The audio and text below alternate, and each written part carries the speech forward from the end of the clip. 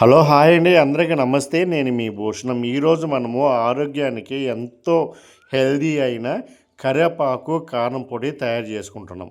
Okay, idli, white rice, అలాగే దోశ, ఈ మూడిట్లోకి super అంటే సూపర్గా ఉంటుందండి. ఒక్క స్పూన్ వేసుకున్నా సరే అదిరిపోయే టేస్ట్ ఉంటుంది.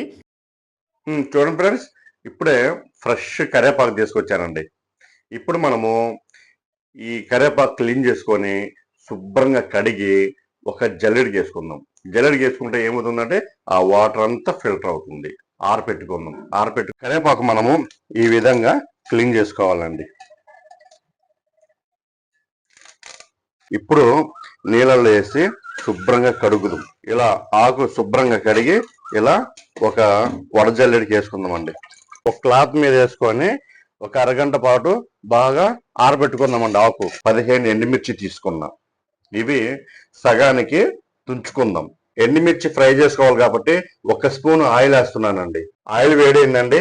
మనం తుంచుకున్నామంటే ఎండుమిర్చి ఫ్రై చేసుకుందాం. ద్వారగా ఫ్రై చేసుకుందామండి ఆయిల్లో. ఎండుమిర్చి బాగా ఫ్రై అయినాయండి. సపరేట్ ప్లేట్లోకి తీసుకుందాం. మనం ఇప్పుడు సాయం మినపప్పు 1 స్పూను, పచ్చిపప్పు 1 స్పూను, చిటికెడు మెంతులు, ఇవి ద్వారగా వేపుకుందామండి. ఈ విధంగా ఆయిల్లో ఫ్రై చేసుకుందాం. ఒక 2 స్పూన్లు ధనియాలు కానీ వేపుకుందామండి. ఫ్రై చేసుకుందామండి. 1 స్పూను జీలకర్ర వేస్తున్నానండి. మంచి టేస్ట్ రావాలంటే 1 స్పూను నువ్వులు వేయాలండి.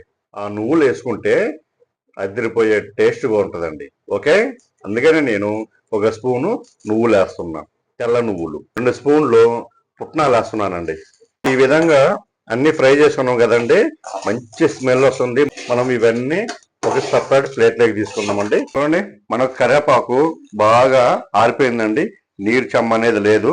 ఇప్పుడు మనము కరివేపాకు, ఎండుమిర్చి, మన పప్పులు అన్ని ఫ్రై చేసుకున్నాం కదా, ఇవన్నీ చల్లార్చుకుని ఈ కరివేపాకులో వేస్తున్నాను. ఇప్పుడు మనము ఇవంతా బాగా కలుపుకుందామండి. మనకు టేస్ట్కి సరిపడా సాల్ట్ వేస్తున్నానండి. ఒక పెద్ద సైజు చిన్నులపాయ గడ్డ తీసుకున్నామండి. ఇలా తొక్కలతో క్లీన్ చేసి పెట్టుకున్నాను. చింతపండు తీసుకున్నానండి. ఇప్పుడు మనము ఒక మిక్సీ జార్లో వేసుకుందామండి. ఇవన్నీ ఈ విధంగా మనము పౌడర్ చేసుకుందాం. ఈ విధంగా పౌడర్ చేసుకున్నాం కదా. ఇప్పుడు మనము చిన్నులపాయలు అలాగే చింతపండుగా వేసి ఇప్పుడు మళ్ళా పౌడర్ కొట్టుకుందాం మెత్తగా. చూడండి ఫ్రెండ్స్, మనకు కరివేపాకు కారం పొడి రెడీ అయింది. చూడండి ఎంత మెత్తగా అయిపోయిందో. స్మెల్ అయితే సూపర్ అంటే సూపర్గా ఉంది ఏంటి. ఇప్పుడు వేడి వేడి ఇడ్లీలో టేస్ట్ చూస్తున్నానండి. నెయ్యి, కరివేపాకు కారం పొడి, ఇడ్లీలు, వేడి వేడి ఇడ్లీ, నెయ్యి. ఆహా, ఇప్పుడు మనం తయారు చేసినటువంటి కరివేపాకు కారం పొడి ఇప్పుడు టేస్ట్ చూస్తా. చూడండి ఫ్రెండ్స్, ఇప్పుడు మనకు కరివేపాకు కారం పొడి రెడీ అయింది. ఇంట్లో ఇడ్లీ దూదిలాగా ఉన్నాయి. నెయ్యి వేసుకున్నాం. టేస్ట్ చూస్తున్నా చూడండి. ఆహా, సూపర్ అంటే సూపర్గా ఉంది ఫ్రెండ్స్. చాలా బాగుంది.